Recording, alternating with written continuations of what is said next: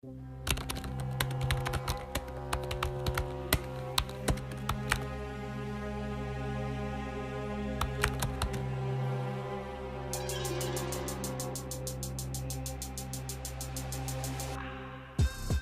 πως εσύ και η οικογένειά σου ζείτε σε μια μικρή μπανανία κάπου στην Ευρώπη. Κανείς στο σόι σας δεν έχει κολλήσει ούτε ένα ένσημο στη ζωή του σε κανονική δουλειά, όμως θέλετε να ασχοληθείτε με την πολιτική. Όχι παροδικά για 2-3 φεγγάρια, μόνιμα να γραπωθείτε στην εξουσία για γενιές, παππούδες, πατεράδες, παιδιά, μέχρι και τα δισέκονα. Πώς τα καταφέρνετε? Σήμερα στο Greekonomics η τέχνη της διαπλοκής. Πάμε να δούμε. Υπάρχουν 3 τρόποι να γίνεις πολιτικό τζάκι, διατηρώντας την εξουσία απαόριστο. Ο πρώτος είναι να κερδίζεις έντιμα τις εκλογές επειδή είσαι ο καλύτερος και κάνεις απίστευτη δουλειά. Παίρνεις, ας πούμε, τη χώρα σου από δεύτερη φτωχότερη της Ευρώπης και εκμεταλλευόμενος τα πλεονεκτήματά της, τη φτάνεις πάνω από το μέσο όρο. Δεν είναι αυτός ο τρόπος για σένα. Απαιτεί δουλειά, τεχνογνωσία, κότσια και εσύ δεν έχεις κάνει ούτε ένα μεροκάματο στη ζωή σου. Ο δεύτερος τρόπος είναι να αρπάξεις την εξουσία ένα χάραμα, βγάζοντας καμιά εκατοστή τάγκ στους δρόμους. Ούτε με αυτό θες να μπλέξεις όμως, γιατί το έχουν δοκιμάσει κι άλλοι και δεν πήγε και πολύ καλά. Και ας μην κρυβόμαστε τώρα, ούτε να σηκωθείς από το κρεβάτι δεν θα μπορέσεις τόσο πρωί. Σου μένει λοιπόν μόνο ο τρίτος τρόπος. Ποιος είναι? Να συνδιαλλαγείς με διάφορα άλλα σκιώδη κέντρα εξουσίας, τα οποία θα σε φέρουν και θα σε διατηρήσουν στην καρέκλα για όσο εσύ μπορείς να τους εγγυηθείς ότι θα εξυπηρετείς και τα δικά τους συμφέροντα. Ωραία. Ας υποθέσουμε πως τους πείθεις και σε φέρνουν στα πράγματα. Πολιτική εξουσία έχεις. Τι σου λείπει? 2 πράγματα. Χρήμα, φυσικά, και κάποιοι να κάνουν τον κόσμο όχι μόνο να μην κατέβει στους δρόμους για να σε διώξει, αλλά να σε ψηφίζει κιόλας. Τέτοιους συνεργάτες θα βρεις σχετικά εύκολα. Υπάρχει όμως ένα σημαντικό πρόβλημα. Αυτό το αλυσβερίσι που σχεδιάζεις μαζί τους είναι πολύ προφανές και θα μπλέξεις. Πες για παράδειγμα πως ο εγκριτότατος δημοσιογράφος κ. Πορτογλίφτε σε υπερασπίζεται καθημερινώς σε 4 εκπομπές με όλα τα κύτταρα της ύπαρξής του. Τι θα κάνεις? Θα στέλνεις στο κανάλι του στο τέλος του μηνός πακέτα? Δεν λέει. Γίνεσαι εύκολος στόχος. Πώς είναι δυνατόν όμως να συναλλάσσεσαι κρυφά κάτω από τη μύτη των έστω υποτυπωδών θεσμών που ελέγχουν την εξουσία? Εύκολα.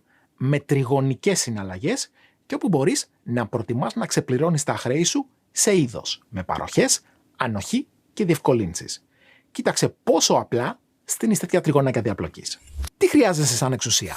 Στήριξη από τα συστημικά μουμουέ. Αν αυτά σου την παρέχουν όμως, πώς θα βγάλεις την υποχρέωση? Γιατί δεν θα το κάνουν για την ψυχή της μάνας τους? Απλό. Αντί να τα κουμπάς απευθείας στα κανάλια, το πας μεσολαμίας.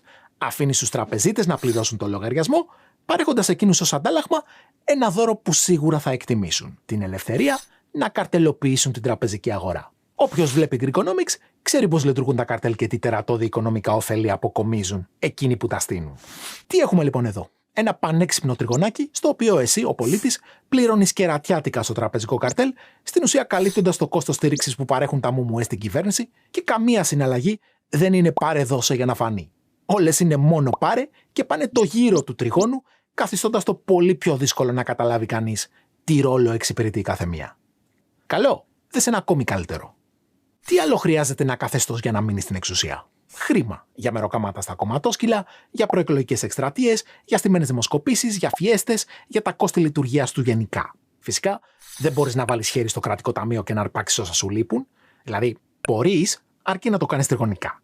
Πώς? Παρέχουν οι τράπεζες χρήμα στο πολιτικό σύστημα με μια μορφή δανείου.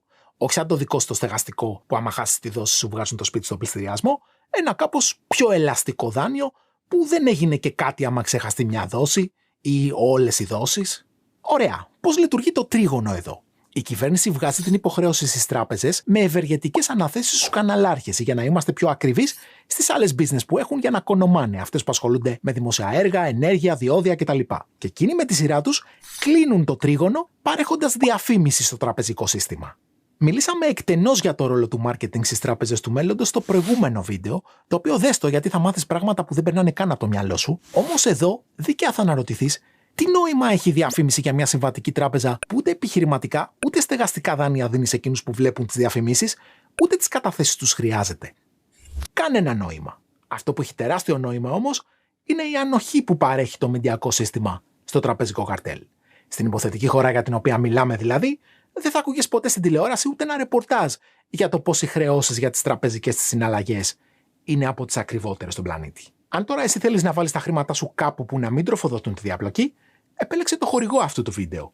Η Freedom 24 σου δίνει εύκολη πρόσβαση στα ελληνικά στις κορυφαίες χρηματαγορές παγκοσμίως και προσφέρει προγράμματα τοποθέτησης μετρητών με επιτόκια που δίνουν αξία στις οικονομίες σου. Η Freedom σαν όμιλος έχει ιδρυθεί από το 2008, διαθέτει γραφεία στη χώρα μας με ελληνόφωνο προσωπικό και διαχειρίζεται πάνω από 70 δισεκατομμύρια ευρώ συναλλαγών ετησίως. Η πλατφόρμα είναι εποπτευόμενη στην Ευρωπαϊκή Ένωση και επίσημο μέλος του ελληνικού χρηματιστηρίου. Σε αυτό το link μπορείς να ανοίξεις το λογαριασμό σου δωρεάν και θα βρεις και ένα special video Greekonomics που εξηγώ με απλά λόγια πώς να ξεκινήσεις.